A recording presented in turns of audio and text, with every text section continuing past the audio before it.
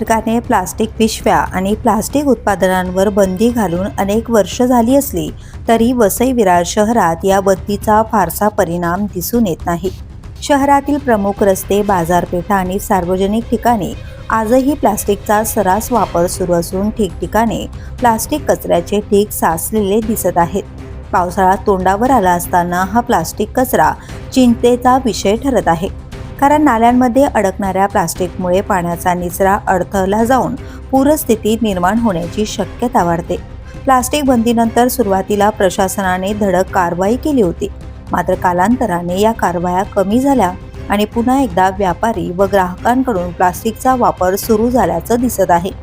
पर्यावरण प्रेमींच्या मते सध्याची कारवाई केवळ नावापुरती राहिल्याने प्लास्टिक वापरणाऱ्यांवर कोणताही वचक उरलेला नाही। दरवर्षी वसई विरारला पावसाळ्यात पाणी तुंबण्याचा फटका बसतो। अशा वेळी नाल्यांमध्ये साचलेले प्लास्टिक पाण्याच्या प्रवाहाला अडथळा निर्माण करते आणि अनेक सखल भाग जलमय होतात। म्हणूनच पावसाळ्यापूर्वी नाल्यांची स्वच्छता, प्लास्टिक कचऱ्याची विल्हेवाट आणि प्लास्टिक बंदीची प्रभावी अंमलबजावणी करावी अशी मागणी आता नागरिकांकडून करण्यात येते। द पोलीस न्यूजसाठी श्रीधर चव्हाण, वसई विरार।